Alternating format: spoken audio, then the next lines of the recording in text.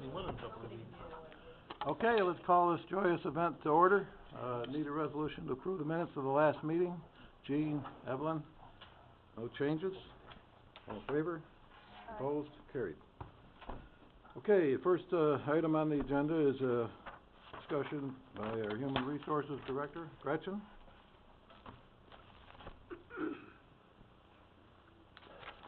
Good morning, everyone. I put together a memo in your package regarding the RFP that we put out for our Employee Assistance Program.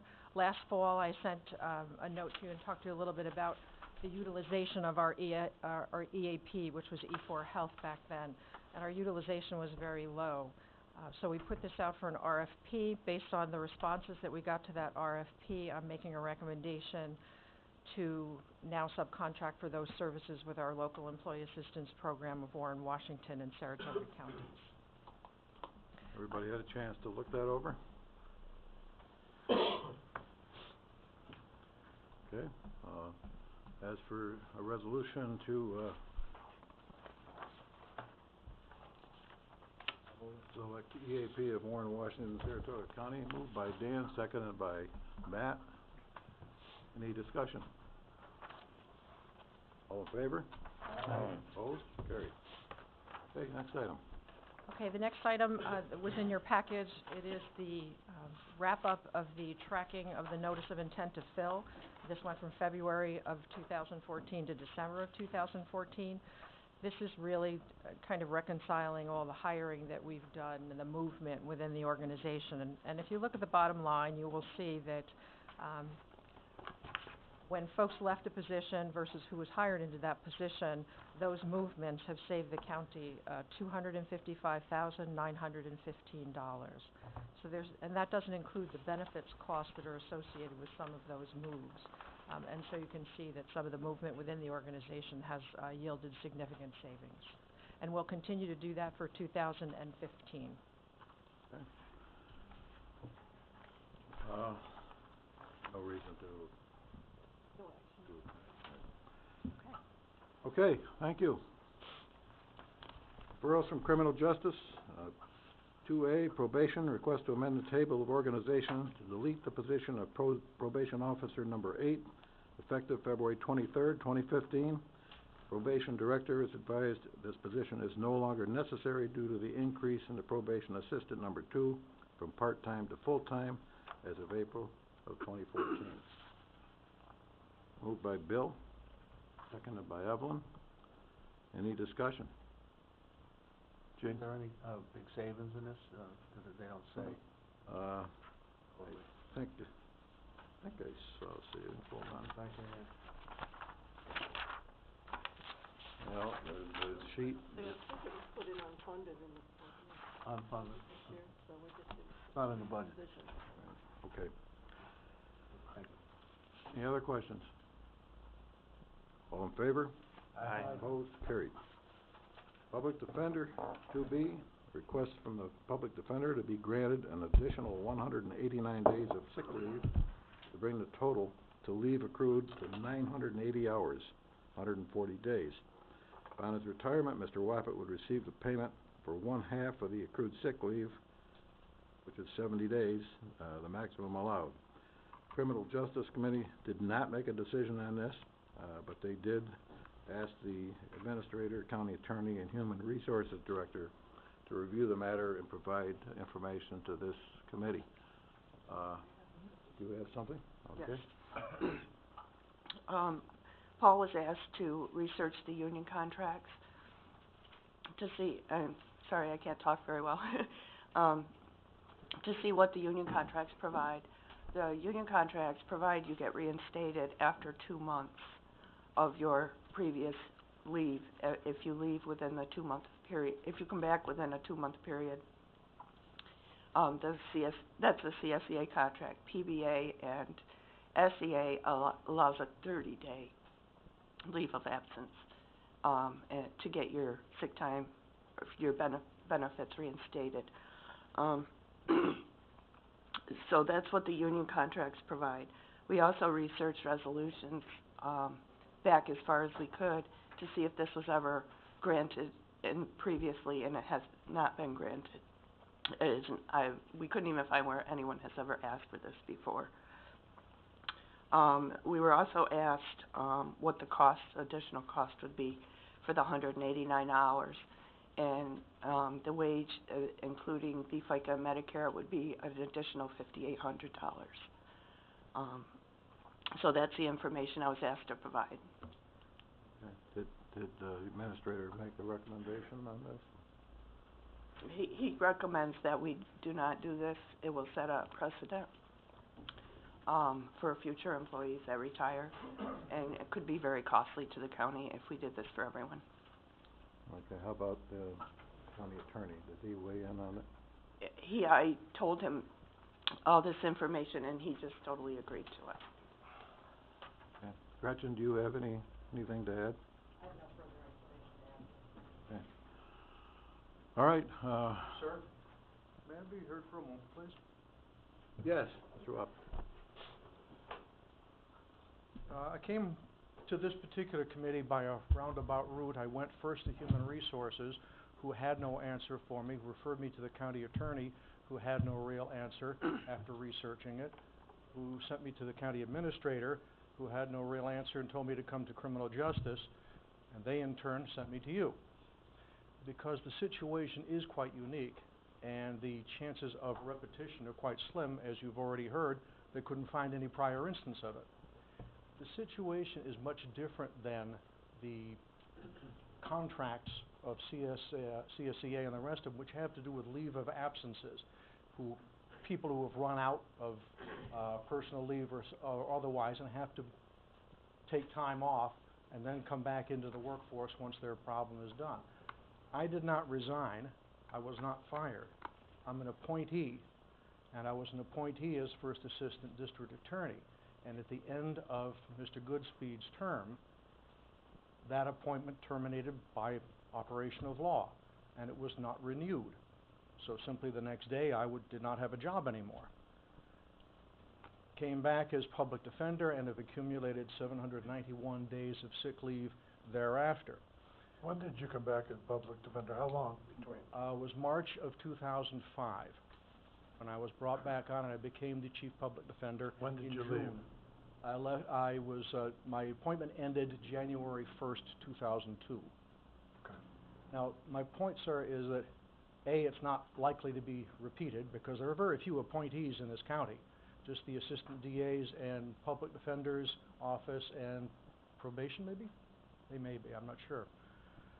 The purpose of that particular reimbursement, the being able to turn in 140 days, up to 140 days, is to encourage people to not use the sick leave that they're being authorized by the county, which is something you earn. And I certainly have no problem with that. But by my rough calculations, as a result of my not abusing sick leave over the 2 stints that I stayed in this county, there was some 198 days or 39 work weeks that the county did not have to pay extra for because I was at work. The county can certainly make rules about this or change rules. They recently did this with the sick leave incentive that was discontinued. That also was to discourage people from abusing sick leave. I was rather crushed by that because that used to be my Christmas money every year. So that first year when it occurred, my wife got precious little. But as a result of this, the county has gained a great deal, I would assume, which is the idea for having sick leave in the first place and having the buyback at the end of it.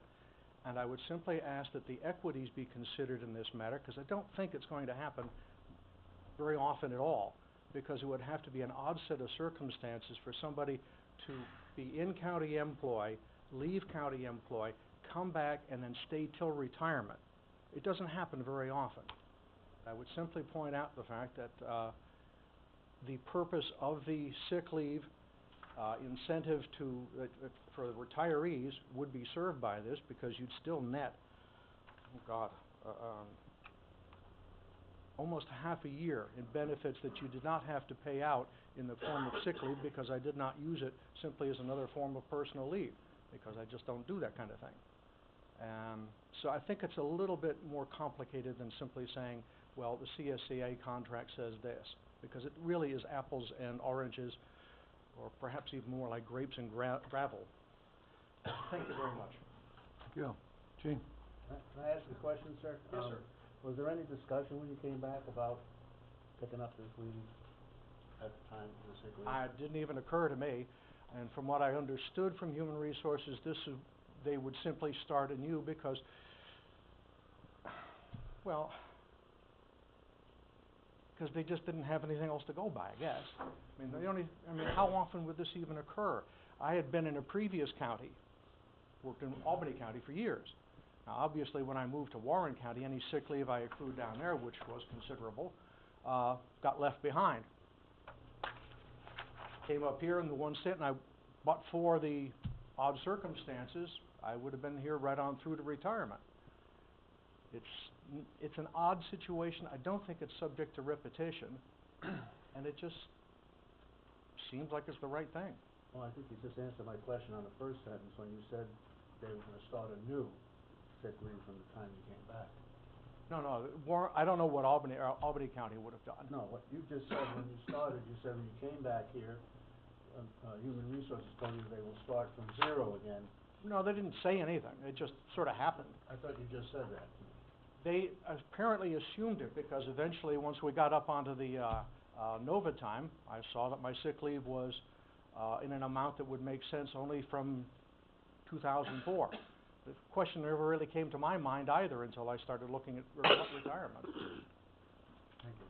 Bill? I move that we follow the recommendation administrator. Who seconded? Dan seconded. You had the question, no? I did. I was just gonna ask Gretchen for clarification, if she didn't mind. Can you tell me, this is a salaried position currently? Yeah. Is there overtime involved in it? How do we customarily, like if, say the sick time was used, how do we customarily, pay for it? Do we bring somebody in? Is there a cost, or do they just take sick time? How does that work? Usually, unless there's a leave of some sort, there is not a replacement. Okay. All right, that was my question. Thank you. Okay. All right, we have a resolution on the floor to deny the request. We have a second. Is there any further discussion? All in favor? Opposed? One opposed. Okay. Thank you.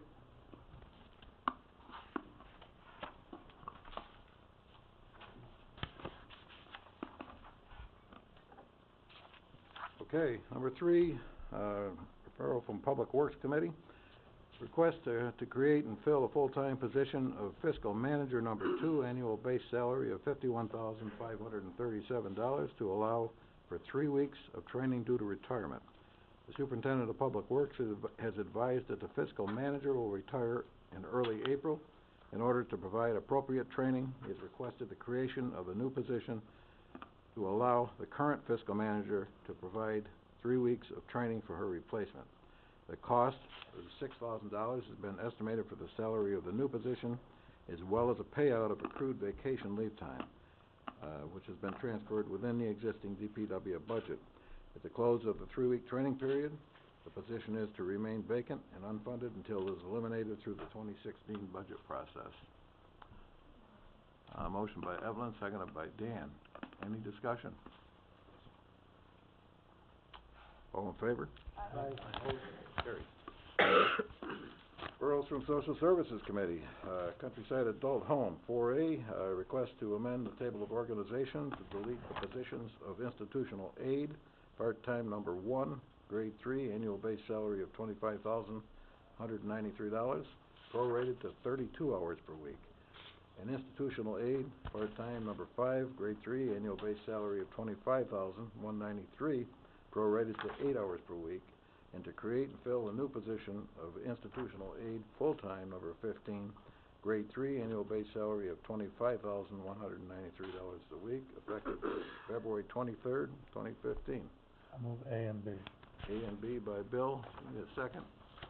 Matt, Simpson. Any discussion? All in favor? Aye. Opposed? Carried. On to, social services,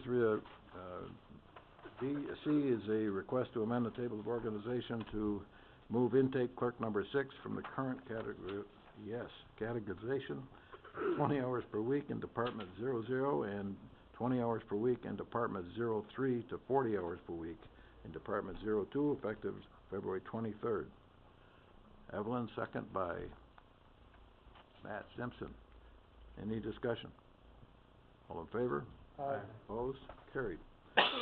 D is a request to amend the table of organization to delete the position of Deputy Commissioner of the Department of Social Services, annual salary of $63,256, and create a new full-time position of Deputy Commissioner, Chief Legal Counsel, annual salary of $78,460, effective March 1st, 2015.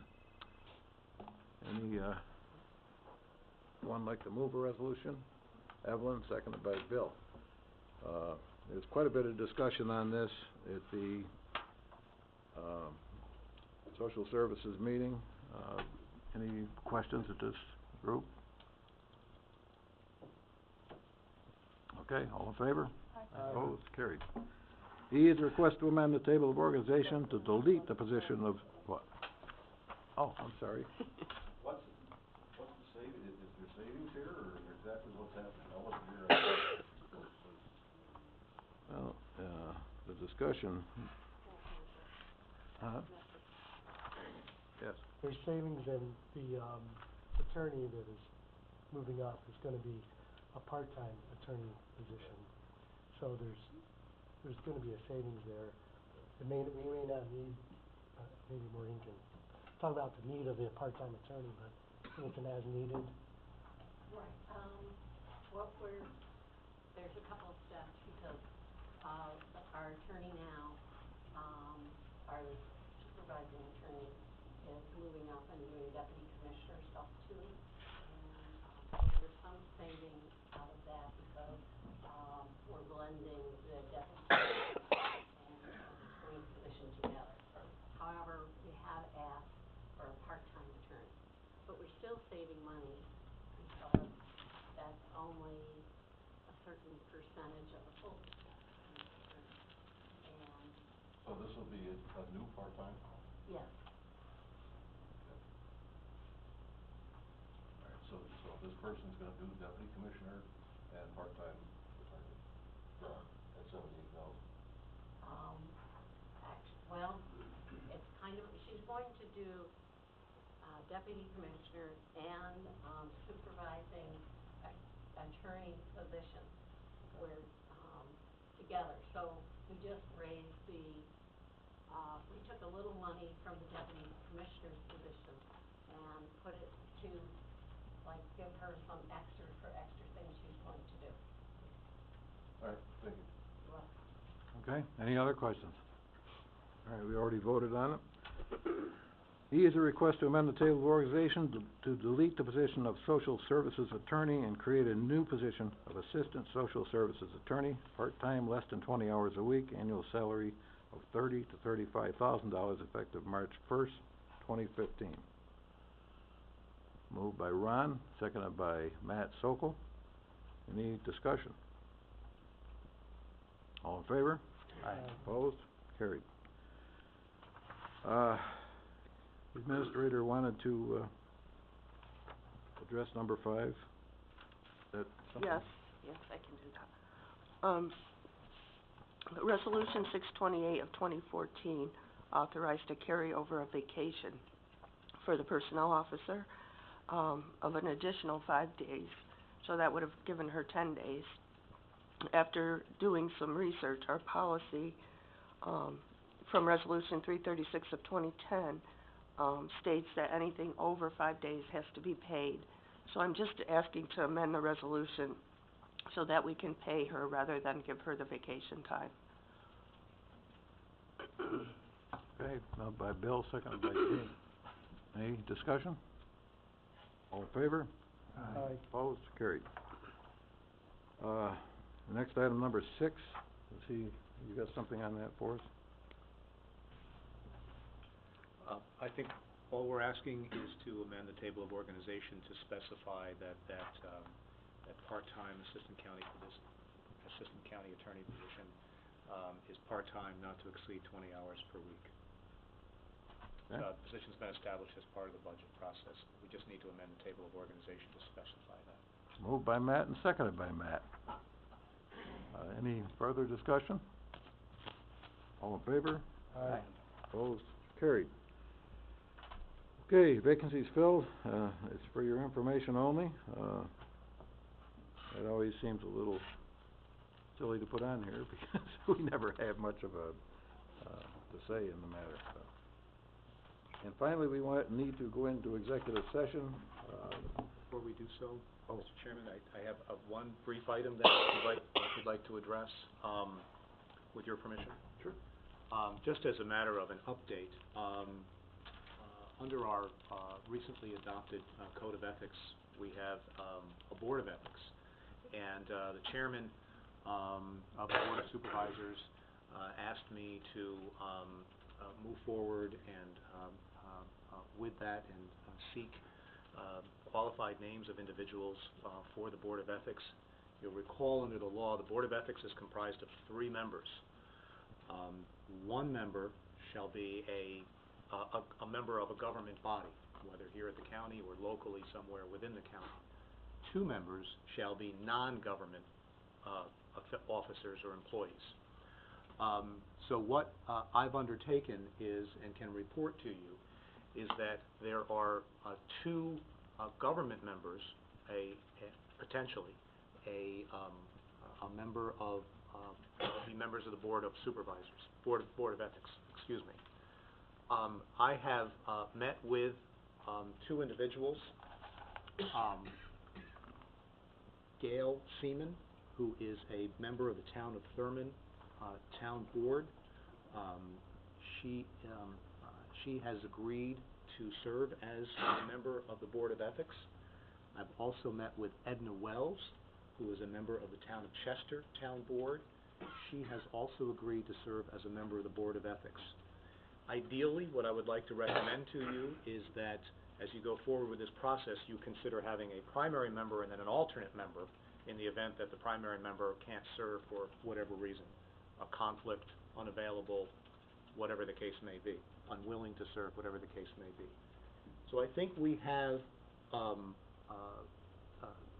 2 government members, if you will, prepared to bring to you. We're still working on the non-government members at this point in time, but we do have a report on the non-government members, and I'd like to ask Supervisor McDevitt if he could report on that. Thank you. I have reached out to 2 non-government individuals, and I'm happy to announce that Dr. Jim Morrissey, retired cardiologist, lives in our community, can't think of a better candidate in terms of credibility, integrity, to be a member of this board. So I believe you know Jim also, Martin, and again, just a stellar human being and would do an excellent job. There is another gentleman that I have reached out to. He has been on vacation in Puerto Rico. He actually is another doctor. I won't mention his name because I don't know if he's going to do it yet, but he is in a semi-retirement mode, has served on the ethics board at Glens Falls Hospital. Intelligent, experienced, excellent candidates for this position. So again, I'm happy to say that Dr. Morrissey has agreed. I chatted with him on the phone yesterday afternoon, and I would strongly suggest that we accept him. So, thank you. So, Mr. Chairman, I think the way that this will work is Supervisor McDevitt and Chairman Gary and I wanted to report on the progress that we've made.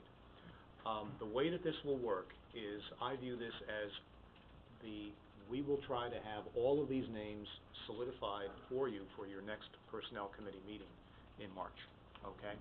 We will bring those names to you. You have 3 of them so far. We are attempting to get some other names for you, and then ultimately it would be a recommendation of the full committee to the Board of Supervisors. This is an appointment by the Board of Supervisors. So what would we have? We would have either Ms. Seaman or Ms. Wells would serve as the primary government member of the Board of Ethics. One would serve as the alternate, okay? The other two non-government members, you would have those names. Ideally, we would have a third non-government member who would serve as an alternate in the event that either one of those are unable to serve for whatever reason on the Board of Ethics. But I want to make, we felt that it was important to let you know, to let the public know, that we have made progress on this. We have reached out, and I was just, I might mention, I was very impressed with Ms. Seaman and with Ms. Wells. You can't find two better people to serve on this board. I mean, they were just terrific people, and I think they're going to be terrific members of the Board of Ethics, should you choose to appoint them. So we think we've made a lot of progress on this. Like anything else, it's not easy, it takes time, but we've made significant progress, and we think we'll be ready to make full recommendations or full report to you for the March cycle of meetings. Does that agree with that, Supervisor McDevitt? Great, sounds Okay. great. Thank you. Okay. Clerk of the Board has requested an executive session to discuss the employment history of a particular unnamed person in the clerk of the Board's office. Moved by Dan Gerard, seconded by Bill. All in favor? Aye. Opposed? Carried.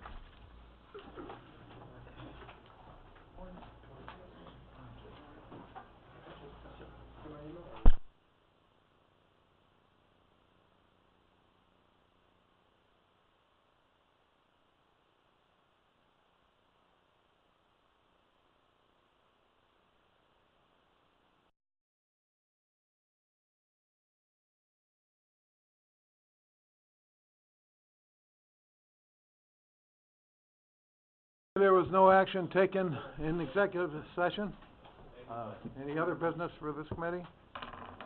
Motion to adjourn by Bill, seconded by Evelyn. All in favor? Aye. Opposed? Carried.